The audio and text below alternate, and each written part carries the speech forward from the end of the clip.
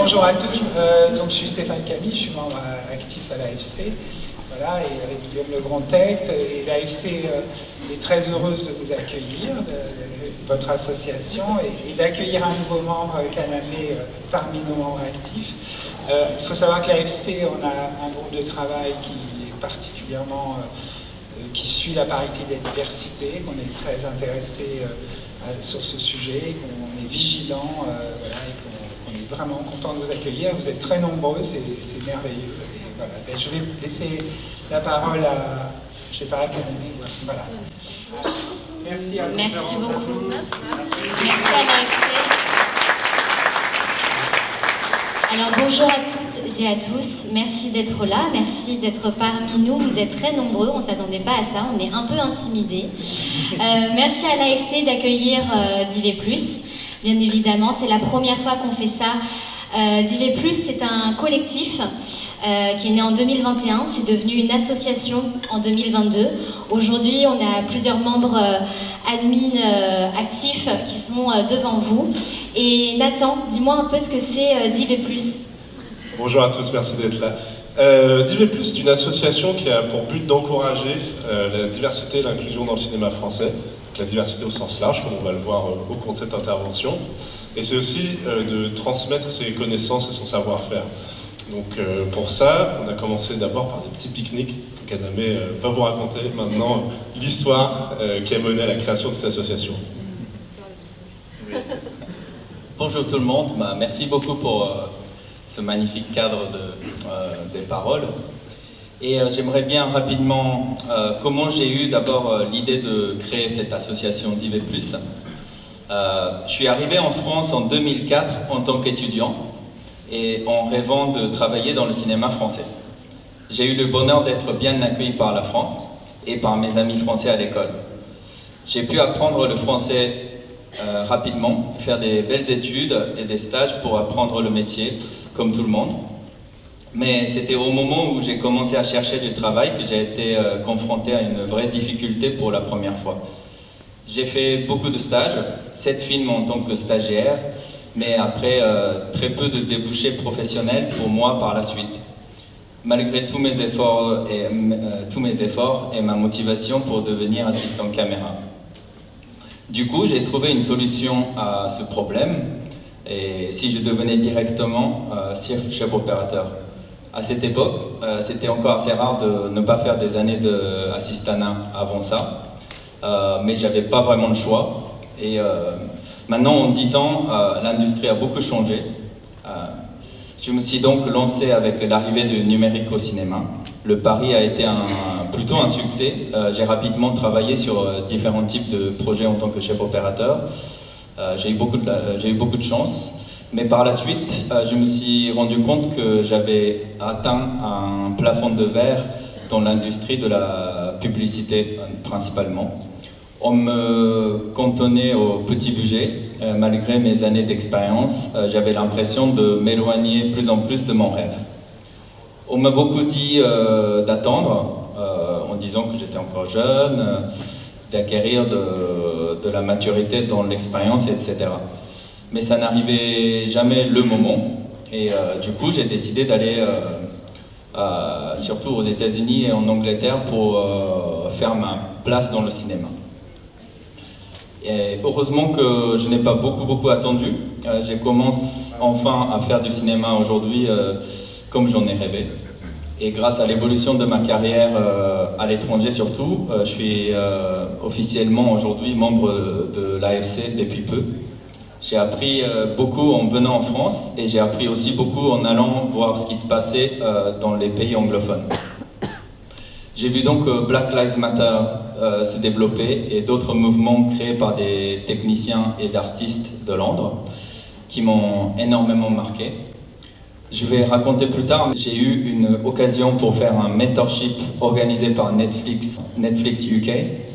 À ce moment-là, j'ai fait des recherches de mon propre pour devenir un mentor d'un nouveau mentee, on appelle ça mentee. Donc j'ai fait la recherche sur mon propre Instagram juste pendant 24 heures et j'ai eu au final plus que 1000 mails. Et J'en ai pu choisir seulement une au final sur ce projet, mais je ne pouvais pas oublier les voix des autres 1000 personnes qui m'ont écrit, qui m'ont énormément touché. Et en parallèle de ça, je me suis beaucoup informé sur la place des femmes dans l'industrie et sur le féminisme plus largement. Toutes ces expériences m'ont donné envie de créer une communauté en France, un endroit sûr pour partager nos expériences sur le racisme, le sexisme et toute forme de discrimination. Car comme beaucoup d'entre nous, j'ai assisté à des scènes problématiques dans mon quotidien sur les tournages. Mais on s'est toujours tu jusqu'à aujourd'hui, comme si de rien n'était. J'ai appelé les gens un par un, après le projet en Angleterre, en rentrant en France, une par une, pour parler de nos expériences. Et j'ai rencontré des gens comme ça pour échanger petit à petit. Un petit rendez-vous dans un café, ou même juste sur un banc dans un parc, parce que c'était au moment de Covid. Et puis on a fait des rendez-vous à plusieurs, et on est devenus de plus en plus nombreux, assez rapidement. Et très vite, il fallait un espace pour se revoir. Et les gens ont commencé à me demander, donc tous nos amis ont commencé à me demander si je ne faisais pas une association. Donc créer une association en soi, ce n'était pas mon but de départ, mais c'est grâce à ces belles rencontres que j'étais presque sur une position où j'étais obligé de créer cette association d'IV+. Donc je nous appelais les Divés au début, parce qu'il n'y avait pas de nom de cette communauté, ce qui est l'origine du nom d'IV+. Et plus a été rajouté au moment où on a eu plusieurs membres de la communauté LGBTQI+, qui sont arrivés. Et d'IV+ a été créé comme ça, littéralement pour tous et toutes. Pour avoir un espace d'échange sécurisé, pour apprendre au contact des autres, pour donner une chance à ceux qui ne partent pas avec des contacts et des moyens, pour former les jeunes, pour sensibiliser aux différentes discriminations qui existent dans le métier. Et on a fait beaucoup de choses depuis. On vient d'ouvrir l'inscription depuis cette année, et l'association compte aujourd'hui officiellement, ce matin, je pense, si je ne me trompe pas, on est 111 personnes inscrites avec potentiellement 200 personnes de plus qui sont sur nos réseaux Discord, qui ne sont pas encore inscrites. Et ça grandit encore. Maintenant, je vais laisser nos amis de d'IV+, pour vous présenter nos activités. Merci beaucoup.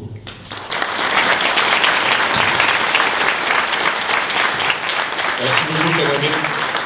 Effectivement, là, on est en phase de transition et on est une centaine dans cette phase de transition. Avant d'ouvrir la nouvelle inscription, on était 300. Donc, comme l'a dit Kaname, on a commencé avec des petits rendez-vous, des pique-niques où juste on échangeait entre nous et on s'est rendu compte qu'on était beaucoup à ressentir la même chose et à avoir envie de partager des parcours et d'écouter des gens raconter leur parcours et raconter leurs idées et donner des idées pour construire un cinéma qui soit plus à l'image de ce qu'on ressent nous et de ce qu'on perçoit de ce qu'est la société française. Donc c'est comme ça qu'on a commencé à penser plusieurs actions concrètes, dont la première qu'on a vraiment mis en place à part le mentorship, qui est le Divé Talk, que je vais laisser Linda vous présenter. Alors les Divé Talk, c'est arrivé très vite, juste après les pique-niques, où on s'est rendu compte qu'on était de plus en plus nombreux, 20, 30 personnes, et puis notre premier Divé Talk, c'était 60 personnes, puis ensuite ça a continué à grandir comme ça. C'est quoi un Divé Talk? C'est en fait un espace de rencontre qui nous permettent en fait d'exprimer l'idée et les valeurs de DIV+. Donc on a eu plusieurs sujets de DIV Talk, les femmes techniciennes, machinaux, électro, comment elles travaillent, comment elles sont perçues dans le métier. On a eu le sujet de la maternité et Paloma a pu partager son expérience avec nous en tant que chef opératrice et d'allier en même temps voilà, son expérience en tant que future maman, comment elle s'est débrouillée et a équilibré sa vie comme ça. On a eu aussi un talk important sur raconter des histoires des diasporas asiatiques, comment aujourd'hui visibiliser et avoir plus de représentation de visage asiatique, d'histoire asiatique. On a aussi un talk qui a permis des actions concrètes derrière. C'était un talk avec des membres de la communauté LGBTQI+. Et après ce talk, en fait, les actions concrètes, c'était d'avoir une phrase sur les feuilles de service pour en fait prévenir la discrimination sur les plateaux de tournage, et un guide LGBTQI+, qui a été créé par des membres d'IV+, et Nicolas Prado va nous en dire plus. Hey, du coup, ouais, en fait, on avait été approché par Sylvain Chaud de d'IV+, pour faire un talk sur ce sujet, parce que personne n'était vraiment concerné ou motivé pour faire un sujet là-dessus avant, je crois.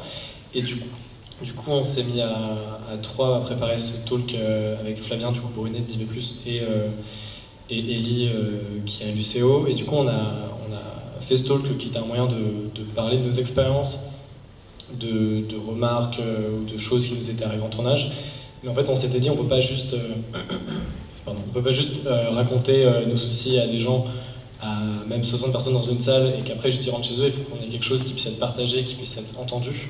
Et du coup, on a écrit à trois un petit livret qui tient sur une petite page A4 toute simple, et qui est en gros destiné en fait aux techniciens et aux techniciennes qui ne comprennent absolument rien à la communauté et qui veulent juste bien faire, qui sont de bonne volonté et qui veulent juste apprendre en un tout petit dico quels sont les concepts clés et comment éviter de faire des bêtises qu'on a même nous pu faire. C'est-à-dire qu'en fait, quand on fait ce genre de choses, on s'éduque aussi, nous aussi. Genre éviter de mégenrer des techniciens et des techniciennes, et éviter de faire des blagues homophobes sans qu'on s'en rende compte, parce que pour certains mots ne sont pas homophobes, mais ils le sont. Donc voilà, c'était un moyen de, sans attaquer des gens, d'essayer de s'ouvrir le plus possible et d'apprendre aux gens à être respectueux et à aller vers les gens qui sont de bonne volonté, mais qui n'ont pas forcément envie de voir un talk de 3 heures et qui veulent juste s'éduquer. Du coup, on a créé ce guide qui est en français et en anglais. Et du coup, suite à ça, on s'est dit qu'on allait aussi généraliser, parce que du coup, on était très axé sur cette partie LGBTI à DV+, et on s'est dit en fait il faut qu'on généralise cette histoire-là. Et du coup, c'est comme l'a dit Linda, cette histoire de phrases DV+, qui a été pas mal partagée parce que des estantrelles ont joué le jeu. Et en fait, cette phrase stipule qu'il n'y a pas un tournage, c'est pas un endroit pour qu'il y ait des réflexions homophobes ou racistes ou sexistes. Et c'est vrai qu'on nous avait parlé des référents harcèlement, qui sont des fois des personnes un peu remote, qui sont pas vraiment là, ou alors on a juste un numéro de téléphone mais du coup on les connaît pas. Et du coup, même si c'est bien qu'en théorie ça y soit, il y a peu de chances que les gens osent se plaindre. Puis quand on ose se plaindre, on a un peu la personne qui fait chier, on a un peu la personne fragile, on a les personnes qui sont facilement offensées. Et du coup, ce qu'on a voulu dire, c'est qu'aussi on n'a pas besoin d'être une minorité pour défendre les autres, et qu'en fait on veut apprendre à détecter des choses qui sont aussi discriminantes pour les autres, pour pouvoir réagir entre nous, parce qu'en fait quelqu'un n'a pas forcément envie de faire un référent, une référente qui n'est pas sur le plateau, et que c'est plus efficace que les gens réagissent sur le moment même, parce que ça passe mieux en général. Si quelqu'un fait comme une faute, on considère que c'est pas du tout grave, mais que du coup si on lui fait la réaction sur le moment et que la personne se remet en question, et c'est beaucoup plus efficace que si elle est convoquée de manière ultra grandiose par un référent ou une référente.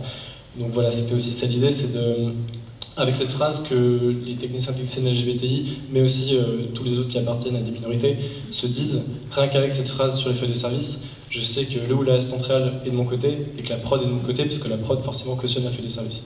Donc c'est un certain moyen de dire les blagues beaufs au cul du camion, ce sera pas forcément le moment. Enfin beauf oui, mais si c'est craignos non. Non mais voilà, l'idée c'était de faire attention aussi aux uns les autres, et aussi l'avantage c'est que vu qu'on est plusieurs communicants DV+, c'est que moi je suis, j'imagine, encore très peu formé sur l'antiracisme, et l'avantage avec ça c'est il y a un peu un truc d'intersectionnalité, on essaye de se défendre les uns les autres en tournage, et que au moins on s'éduque, parce qu'on est a priori tous mal éduqués sur au moins un sujet, et du coup ça nous permet un peu d'avancer entre nous quoi. Donc voilà. Merci Nicolas pour ce brillant résumé.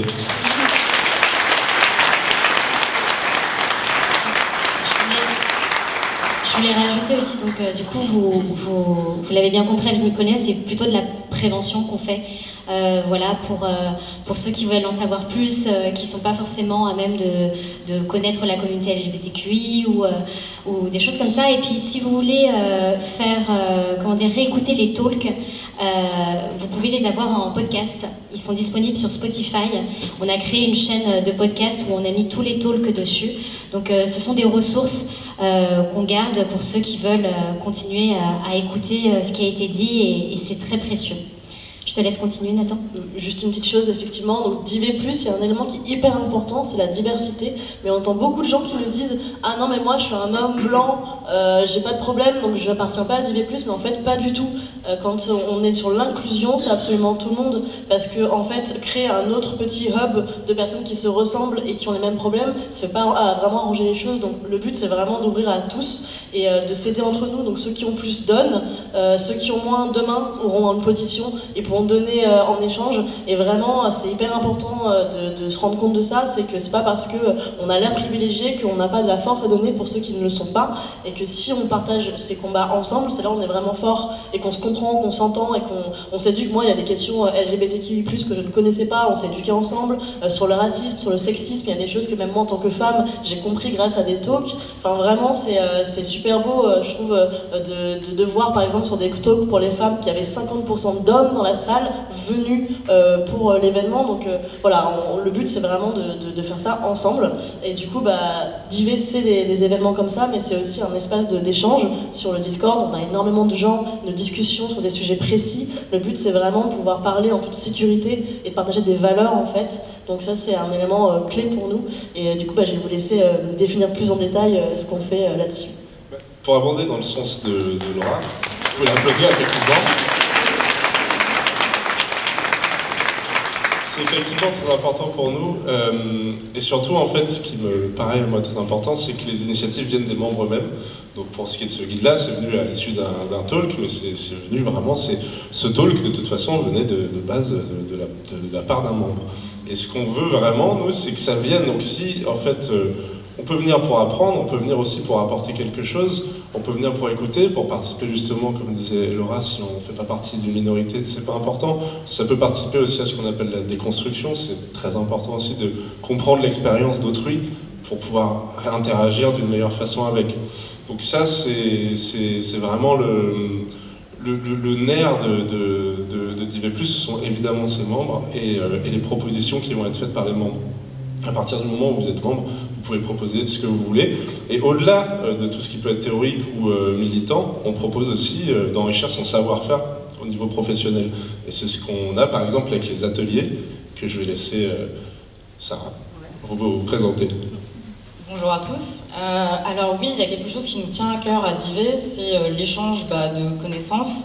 On a conscience qu'on fait partie d'un milieu où les technologies, elles n'arrêtent pas d'évoluer. Il faut tout le temps se mettre à jour sur les dernières caméras, les derniers logiciels, la dernière grue, qu'est-ce qu'elle fait, enfin voilà, ça va dans tous les sens. Et on est conscient aussi que tout le monde n'a pas la possibilité en fait de se payer une école à 6 000 € l'année, tout le monde n'a pas cette possibilité-là parce que les gens sont loin physiquement, enfin voilà, il y a plein de choses qui font que. Et nous, en fait, on a la possibilité d'offrir des connaissances qu'on a nous, notamment grâce à la pratique des ateliers. Donc moi j'ai la chance avec Tao d'animer des ateliers vidéo et particulièrement des ateliers de caméra pellicule, donc à la fois du 16 mm, du 35 mm. On fait ça en collaboration avec RVZ qui sont adorables. Ils nous mettent à disposition une salle avec 4 caméras, tout ce qu'il faut en fait pour pratiquer. Et ce qui est génial, c'est qu'on offre la possibilité à un petit groupe de personnes, 15-20 personnes, de manipuler pendant toute une journée des caméras, de poser toutes les questions du monde, d'échanger et d'avoir un pas dans quelque chose de plus concret en fait, et de pas avoir peur au moment où on va leur proposer du travail, un tournage, de pas avoir peur de se lancer, parce qu'ils pourront toujours nous appeler s'ils ont un souci. Et en fait, nous ce qu'on aime à d'IV+, c'est ça, c'est créer des ponts, créer des opportunités, faire en sorte que des personnes qui n'ont pas la possibilité d'apprendre puissent avoir un lieu en fait où ils sont libres de s'exprimer, ils sont libres de dire ça en fait je connais pas, je sais pas à quoi ça sert, je comprends pas. Et en fait on est là pour échanger avec eux. Et donc on a fait notamment atelier pellicule, on a aussi animé un atelier vidéo. On a aussi animé un atelier de Steadicam. C'est avec Sacha Nasseri qui n'est pas présent mais qui a donné de son temps et de son énergie à pareil, un beau groupe de personnes. Et ce qu'on aimerait faire aussi pour l'année qui arrive, c'est élargir en fait à différents départements cette notion de professeur, élève entre guillemets, avec des ateliers sur la machinerie, des ateliers sur la déco, le son, pour pas se cantonner à l'image, même si je sais qu'on est au salon de l'AFC. C'est bien de parler aussi des autres corps de métier et de pas se cantonner justement à juste ça. Donc en fait, voilà, on aime créer des passerelles, on aime créer d'autres moyens, en fait, d'autres portes d'entrée pour des gens qui n'auraient pas la possibilité de soit combler des lacunes aussi, hein, parce qu'il y a des techniciens confirmés qui travaillent déjà dans le milieu, qui sont venus nous voir pour des ateliers, pour rattraper un peu des connaissances, que des jeunes sortis d'école et qui n'ont pas encore un réseau avec des professionnels sur qui s'appuyer. Donc on fait ça, on va continuer à amplifier tout ça, et pareil, n'hésitez pas si vous avez des idées d'ateliers ou si même vous voulez transmettre des connaissances ou apprendre, n'hésitez pas parce qu'on est vraiment là pour ça.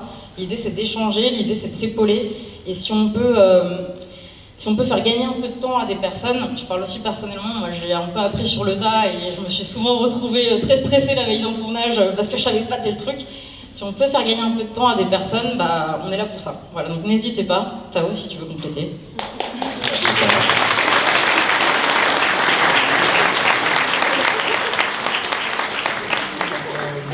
En vrai, Sarah a un peu fait le tour, mais moi je voulais juste vous dire que pour les personnes qui seraient intéressées de donner un peu de leur temps pour former des personnes plus jeunes ou qui n'ont pas nécessairement accès à des formations payantes, comme elle le disait, c'est très satisfaisant de transmettre ces connaissances à des gens qui sont intéressés, qui ont envie d'être là. Et je vous invite à celles et ceux qui pourraient venir nous aider bénévolement pour le moment.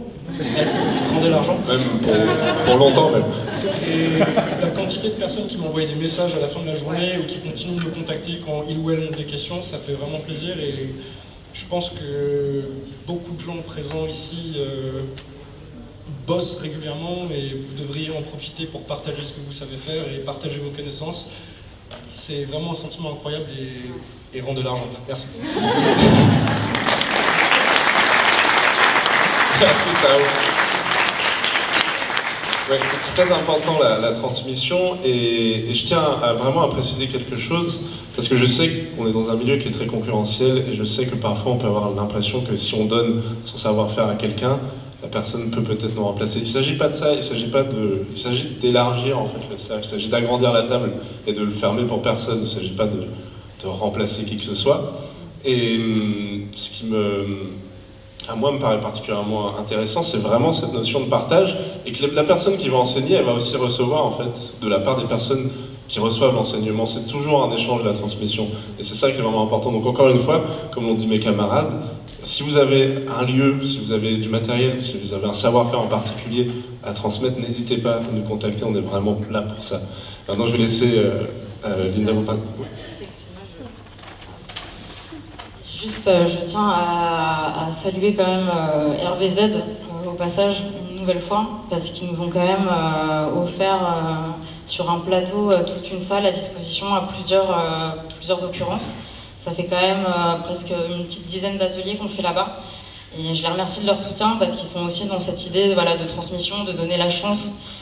Et comme une image aussi également, ouais, c'est vrai, pour tout ce qui est talk, voilà. Et Frédéric Lombardo en tête, qui transmet sa connaissance aussi. Donc c'est important de remercier ces personnes-là parce qu'elles donnent de leur temps. Elles sont disposées à répondre à toutes les questions du monde. Donc c'est important de voir qu'il y a des personnes sur qui on peut se reposer et que l'humain est toujours ici, toujours présent à côté de la technique. Voilà, merci.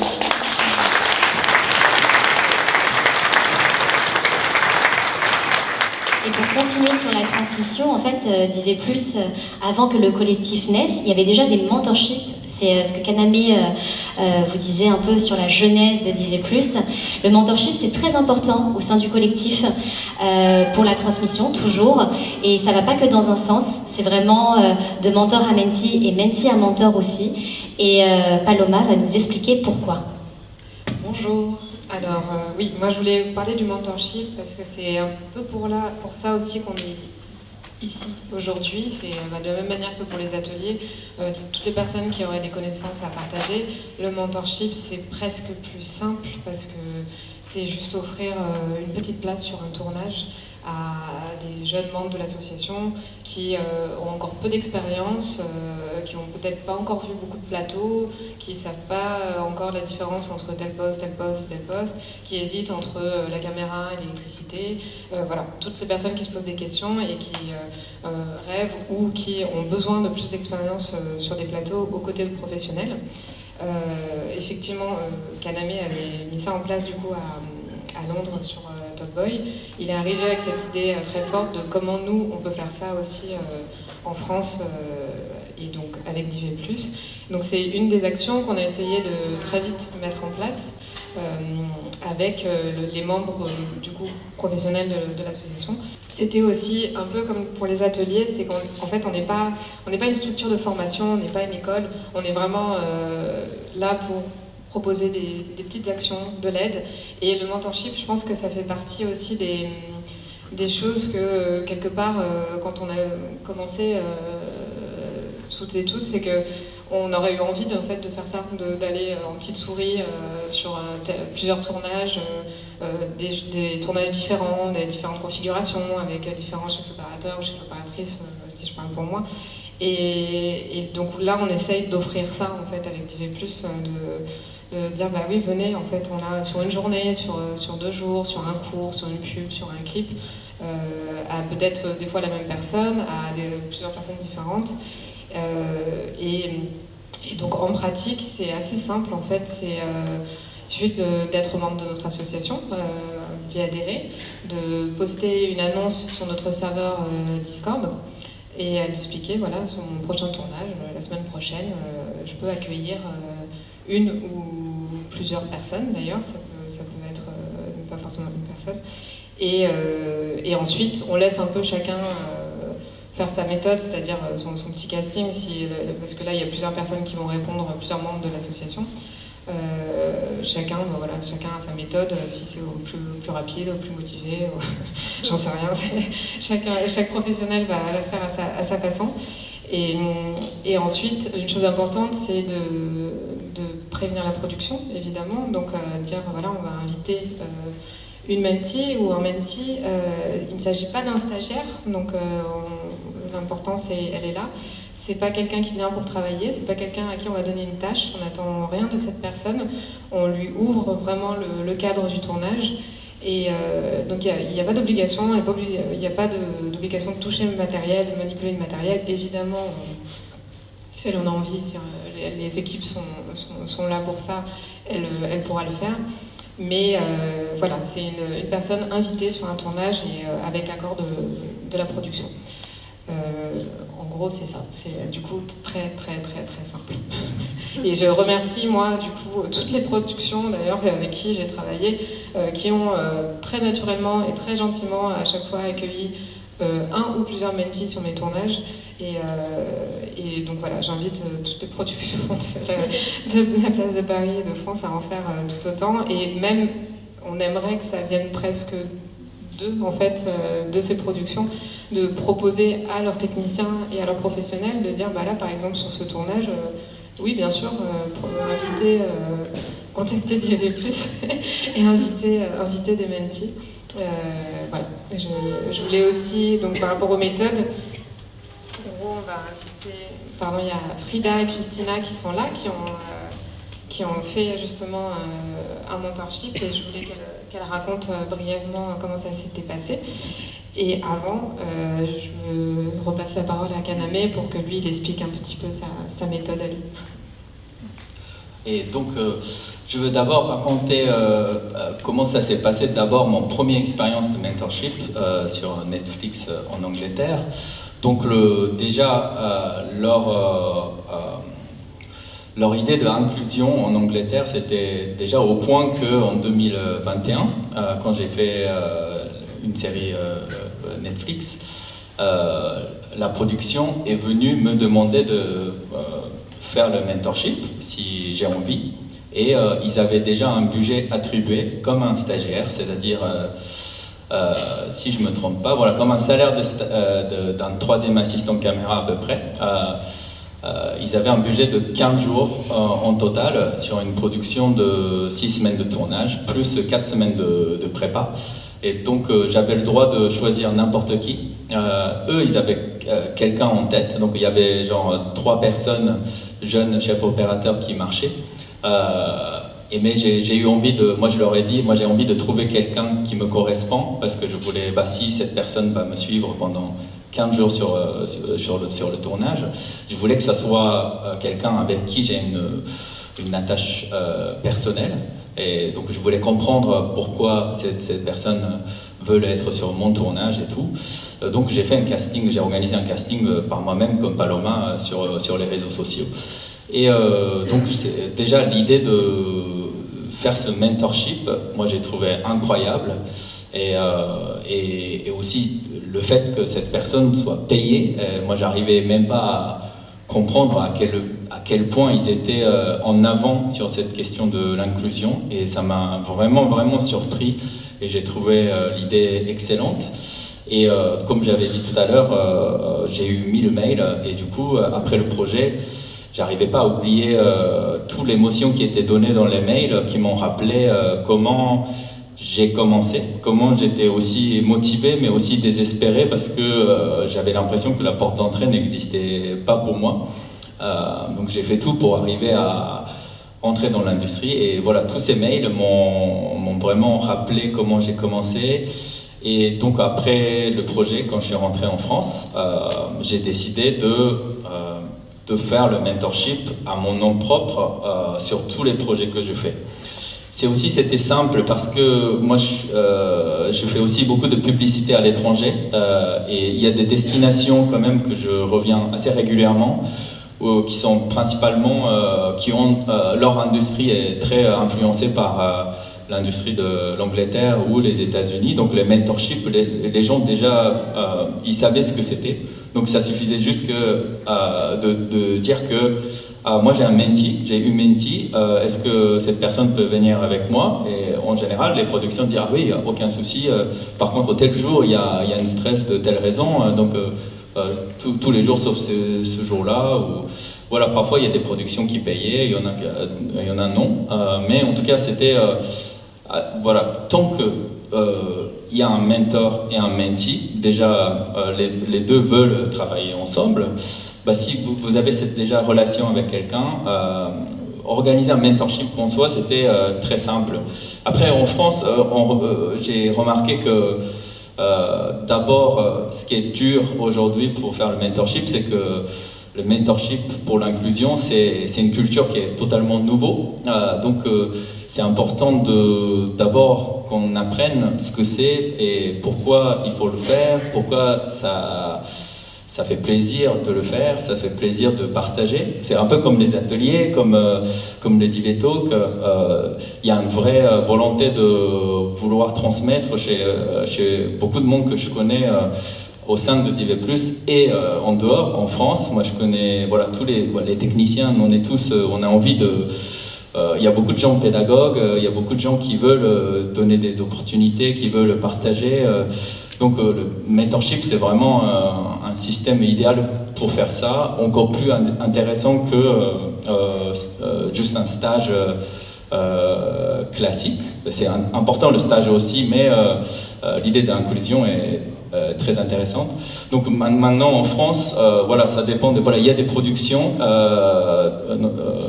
à Paris qui a déjà appliqué l'action de ce qu'on appelle l'action feuille de service, qui a été qu'on a inventé lors de la réunion de Divé Talks LGBTQI+.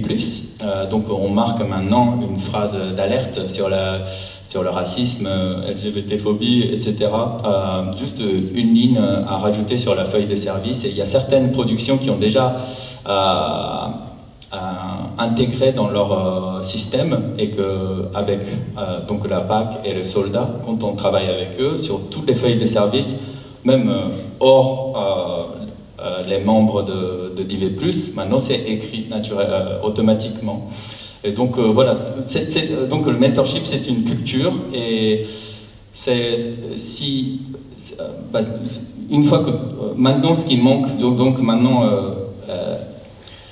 on est en stade de comprendre ce que c'est le mentorship et ensuite ce qui nous manque c'est les mentors. Donc mentor, pardon. La raison, moi j'avais pensé à l'AFC depuis le début pour contacter l'AFC pour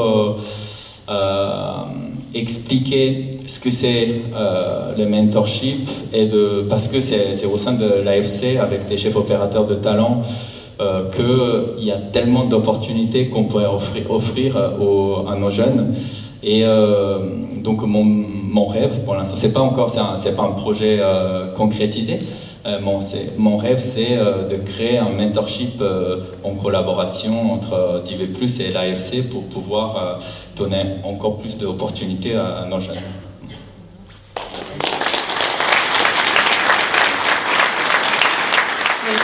Pour compléter, parce que, encore une fois, pour revenir sur DV+, en particulier, c'est qu'il y a vraiment différentes formules. Il y a la formule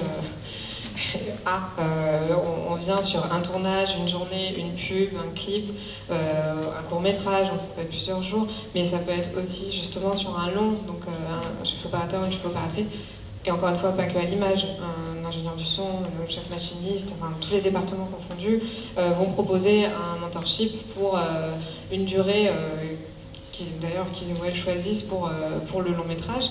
Et sinon aussi, on a des professionnels qui nous contactent et qui nous disent là, pour les 6 mois, en fait, là, je peux prendre quelqu'un sur tous mes tournages pendant 6 mois. Voilà, il y a vraiment plusieurs formules, plusieurs possibilités, et donc c'est pour ça qu'on est vraiment en demande et d'avoir plus de mentors qui viennent dans DV+, et qui choisissent leur formule et qui proposent voilà, comment ils ont envie de faire leur mentorship. Il n'y a pas une façon de le faire. Et juste pour rajouter, même si c'est compliqué pour amener les mentees sur votre tournage, ça peut être juste une rencontre avec les gens qui veulent avoir des conseils, même prendre un café avec telle personne, c'est déjà un aide énorme. On ne se rend plus compte à quel point ça ouvre les portes pour ceux qui commencent.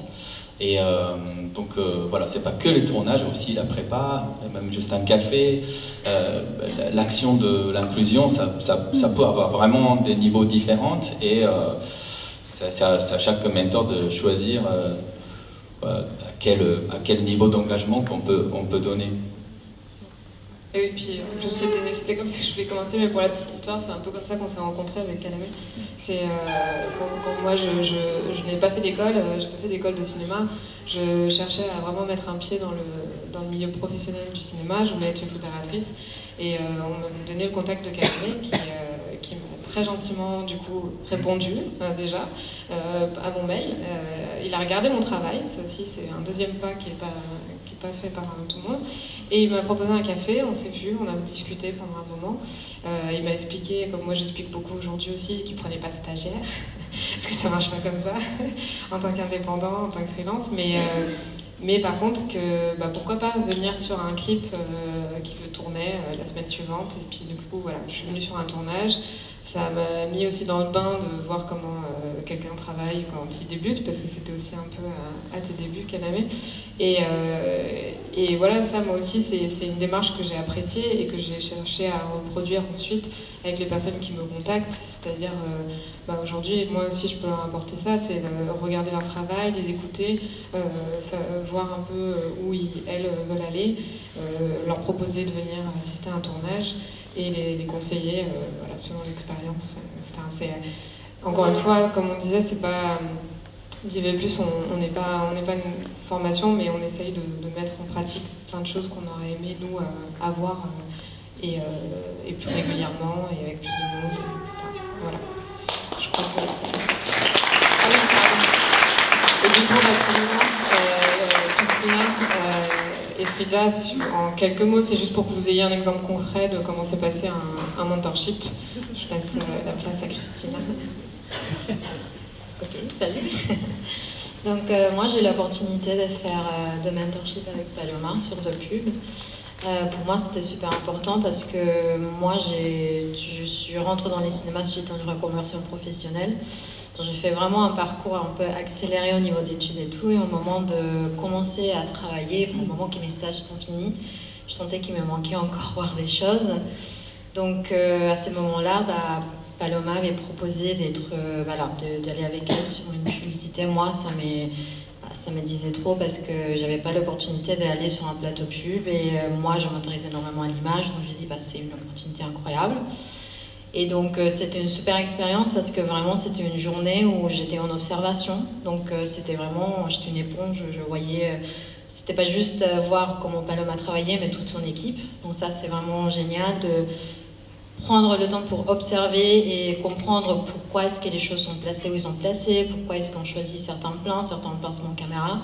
Et quand elle avait des moments, j'avais l'opportunité de poser des questions, pourquoi elle avait fait certains choix.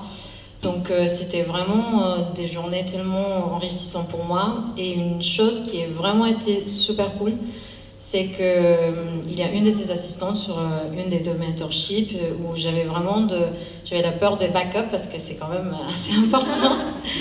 Et elle m'a dit viens avec moi et je vais te montrer vraiment de A à Z comment ça se passe. Et vraiment, je me suis assise à côté de l'ordinateur, elle m'a montré vraiment comment elle le faisait. Et après, quelques mois plus tard, c'était à mon tour de gérer des backups avec le fameux Silverstack. Et en fait, moi déjà, cette première expérience, c'était un petit moment, mais pour moi, en fait, ça m'avait vraiment donné une sécurité, une connaissance, de dire, ok, j'ai déjà la notion, je me sens préparée des bases. Et en fait, quand j'ai attaqué la tâche, en fait, j'avais déjà une première vue, une première expérience. Donc, moi, je trouve que c'était vraiment des expériences qui m'ont beaucoup apporté et que m'ont apporté pour la suite. Donc, merci. C'était super cool.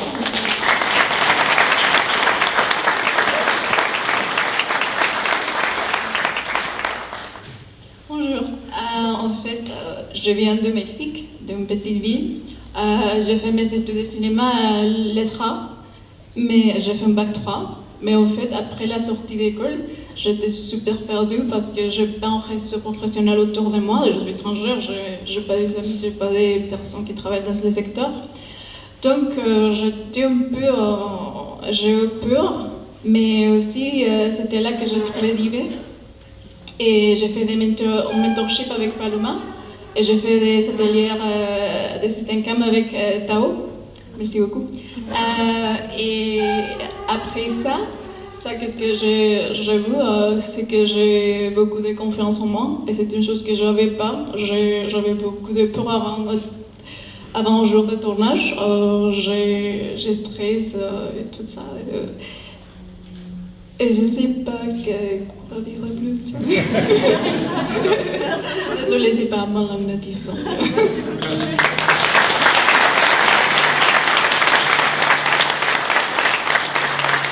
Juste pour ajouter, il y a aussi un membre très important de Divé+, qui s'appelle Sébastien Combe, qui est derrière et qui gère la captation et qui a formé Sacha Nasseri au... Plein d'autres gens, formés énormément.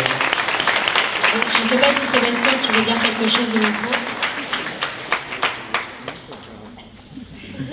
Il y a eu un talk aussi avec Sébastien Kong et Sacha Nasseri qu'on n'a pas encore mis en ligne, mais qui sera bientôt mis en ligne. Je veux juste rajouter un truc pour le mentorship. C'est vrai que c'est quelque chose qui n'est pas connu, mais c'est aussi accompagner une personne sur le long terme. Par exemple, j'ai formé beaucoup de techniciens en mentor, pas en formation, mais accompagner humainement, transmettre des valeurs et transmettre le savoir-faire.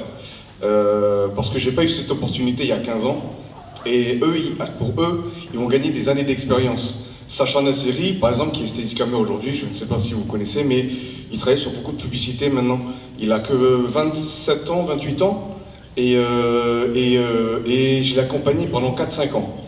D'abord dans le cadrage, dans le montage, et puis il a choisi cette voie de Steadicam, je lui ai offert un Steadicam, et il s'est lancé dessus, et on a essayé de comprendre un peu comment c'était. Moi, avec mes contacts, je connaissais des Steadicamers et tout, je leur ai demandé de l'accompagner. Ils l'ont accompagné et aujourd'hui, il s'est professionnalisé, il a fait son chemin. Donc le mentorship, c'est aussi un accompagnement sur le long terme. Et parfois, ça passe de collaboration et ensuite, ça peut devenir de l'amitié sur le temps. Et ça, c'est important de transmettre des valeurs. Et c'est comme ça, je pense qu'on peut créer et qu'on peut travailler en famille, créer un réseau et partager plein de choses ensemble. Voilà quoi. C'est juste pour vous dire ça. Merci.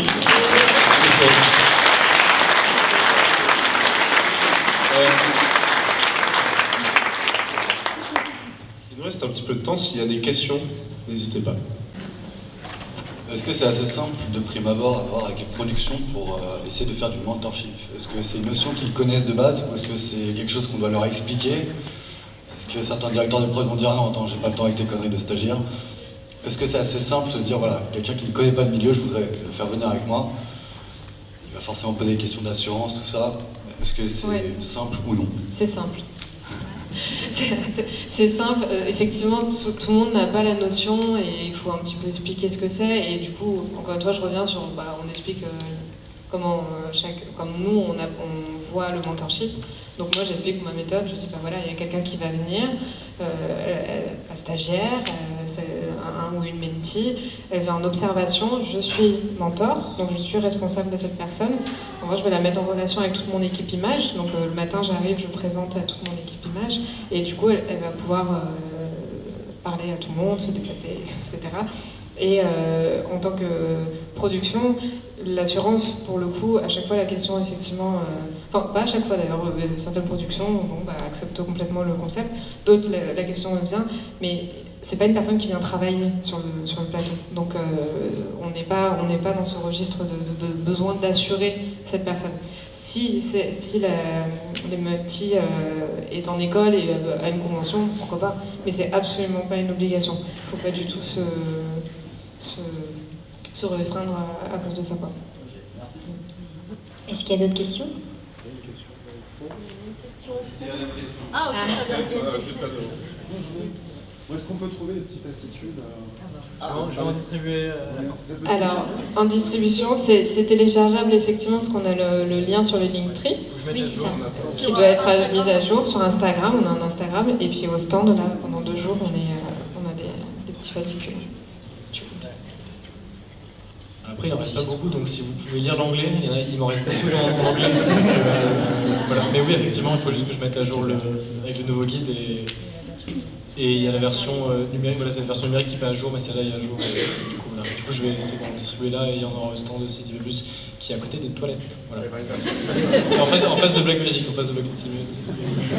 Et puis si vous êtes une production ou une structure ou une entreprise, n'hésitez pas à l'imprimer et l'afficher. Si vous voulez la traduire dans d'autres langues aussi, on est tout à fait preneur. Il y a l'espagnol qui arrive bientôt, donc n'hésitez pas. Et aussi, petite chose, on a une petite boîte à notre stand sur laquelle il y a écrit don. N'hésitez pas si vous voulez faire un petit geste. Ça reste une association. Voilà. C'est vrai. Merci beaucoup.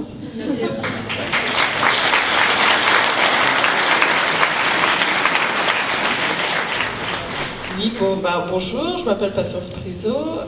C'était pour témoigner de la qualité de ce nouveau collectif, donc d'IB+, que personnellement j'ai beaucoup recommandé au département Grow Creative de Netflix. Il faut savoir qu'aujourd'hui, avec les plateformes, et surtout à l'international, il y a des fonds. Donc des fonds pour les apprentices, ou vous parliez des 3e assistants. Donc vous pouvez passer par les boîtes de production qui, par exemple, je donne un exemple Netflix, parce que voilà, mais c'est contractuel, hein, ce qui fait que sur les postes d'équivalent de mentee qui vont être appelés apprentices, ils seront rémunérés. Donc ça vient, la question de l'argent revient régulièrement, ce sont des investissements, les grands groupes, il faut se renseigner. Certaines productions ne sont pas au courant, donc il ne faut pas hésiter à leur dire est-ce que vous pouvez voir s'il n'y a pas, si c'est disponible. Et du coup, ce fonds, les prods les ont également, et ça leur permet d'avoir certains apprentices dans certains départements. Donc voilà, c'était pour compléter.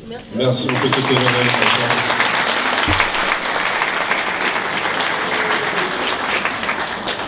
Y a-t-il d'autres questions avant qu'on termine? Peut-être le temps pour une ou deux. il n'y a pas longtemps, en parlant du concept de DV+, à un professionnel avec qui je travaillais, il m'a retourné une autre question, c'était est-ce qu'il était possible de contacter l'association en tant que production pour, par exemple, avoir un carnet d'adresses d'assistants. Je parle d'assistants parce que voilà, c'est mon métier, mais sinon d'autres corps de métier pour directement voilà, voir. Et pour répondre à cette question, j'ai assisté énormément de mouvements qui ont été faits, surtout après Black Lives Matter à Londres.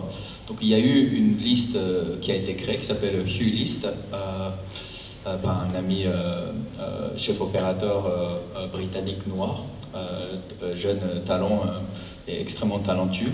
Donc lui, il a pris cette initiative de créer la liste sur lequel il n'y a que des gens de la diversité ethnique. Il y avait donc sur cette liste-là, donc il y a c'est un répertoire de tous les techniciens de couleur. Mais malgré le fait que moi je voulais commencer à faire des actions de l'inclusion par rapport à ce mouvement, quand j'ai vu cette liste à travers laquelle la seule information que j'ai c'était voilà, eux ils sont deux personnes de couleur.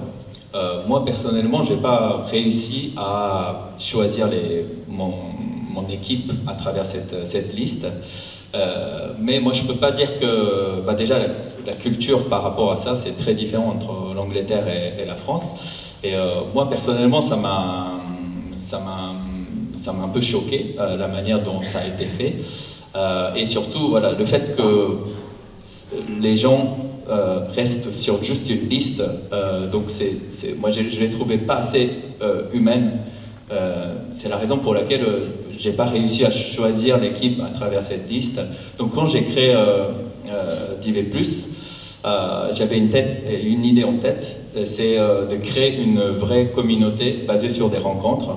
Donc bien sûr, voilà, nous on a des adhérents, maintenant on a une sorte de liste interne bien sûr, mais on ne veut pas devenir une sorte de répertoire des techniciens, et c'est plus on voudrait recommander que des gens qu'on connaît, que des gens qu'on a rencontrés, que des gens qu'on connaît leurs valeurs, leurs qualités humaines et aussi professionnelles. Exactement comme on a toujours fait en France depuis l'école. Voilà, un stagiaire doit être déjà professionnellement, cette personne doit être entre guillemets qualifié pour être sur le tournage.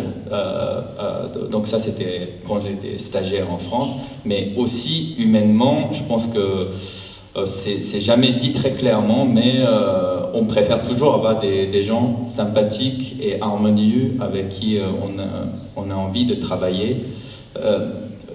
Ça c'était un critère humain qui était très important parce que ce réseau professionnel, ce n'est pas que des réseaux de connaissances et de savoir-faire professionnels, mais aussi c'est une connexion des gens tout d'abord.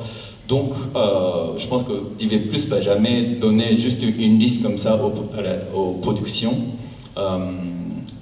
mais on aimerait bien que voilà, ça va devenir une vraie communauté j'ai l'impression que ce qui est en train d'être créé, qui est très beau. Voilà. Oui, c'est qu'on favorise les rencontres plutôt, et effectivement les personnes qui vont chercher des techniciens, on les invite à venir dans l'association, à venir sur le serveur Discord, s'il y a une annonce en particulier pour une proposition de mentorship, de stage, etc., à la faire, et à rencontrer eux-mêmes des possibles mentees, possibles stagiaires, et vraiment à favoriser un réseau et une rencontre. Et effectivement, comme disait Kaname, on ne va pas pouvoir connaître tous les membres de l'association, mais par exemple le mentorship, c'est effectivement aussi, comme disait Sébastien, c'est qu'au bout d'un moment, ça crée du lien. Les mentees qu'on aura eu sur nos tournages, on garde des contacts avec eux, et ensuite on peut aussi plus facilement recommander ces personnes quand on vient nous voir pour une proposition de travail. Ce qui nous s'est passé pour plusieurs mentees qui on a recommandé en stagiaire sur du long ou sur des projets plus grande envergure que du mentorship. Paloma, est-ce que tu peux nous expliquer comment accéder à ce membership de DIV+, comment est-ce qu'on devient membre de l'association pour ceux qui voudraient être membres aussi avec nous? Ah oui, alors il faut aller sur Instagram pour commencer. Dans Instagram en légende, on a un petit lien Linktree et il y a dans le Linktree un lien de formulaire de pré-inscription. Où il y a plusieurs questions, parce que c'est justement là où on a envie de savoir quelles sont vos motivations, pourquoi vous voulez rentrer dans l'association. Suite à ça, on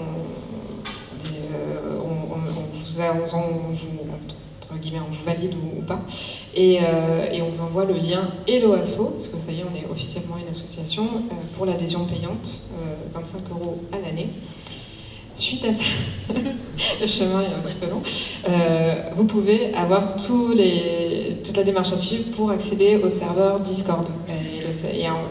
Il est vrai que tout se passe un petit peu sur ce serveur Discord qui regroupe plusieurs salons d'échange pour discuter, pour les annonces de mentorship, pour les annonces des ateliers et les annonces des talks, des différentes activités qu'on va proposer. Et voilà, je crois que c'est l'essentiel.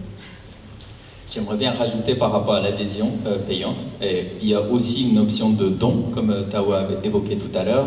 Et donc, comme on est une association officielle,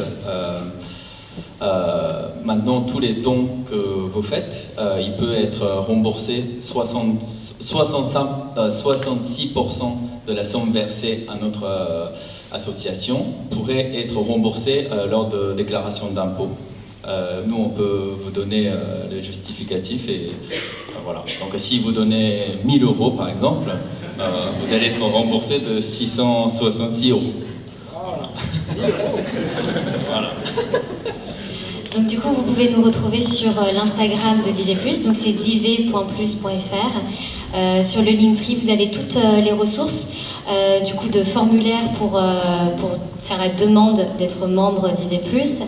Vous avez aussi les ressources de guide LGBTQI+, qui a été créé par Nicolas et Flavien. Vous avez aussi le lien pour le podcast sur Spotify. Si vous voulez écouter ou réécouter des talks hyper inspirants, dont Patience, qui a pris la parole tout à l'heure, a fait partie. Et le talk aussi, notamment avec Paloma sur la maternité. Donc voilà, il y a plein de talks, il y a plein de ressources que vous pouvez retrouver sur le Linktree, sur l'Instagram. On est combien sur Instagram aujourd'hui On est 3482 à 17h. J'espère plus. Donc après ce talk, on est à 4000, c'est ça? Après ce talk, si on n'est pas à 4000, on a mal fait notre boulot. Et on est combien sur le Discord? Sur le Discord, là, on est 300, mais on est 365, mais on est dans cette transition là de nouvelle inscription. Donc affaire à suivre, mais on devrait être à peu près dans les mêmes chiffres. Ok. Bon. Bah merci à tous. Merci beaucoup. Merci à vous. Merci d'avoir accueilli. Merci d'être venus aussi nombreux. On est extrêmement touchés.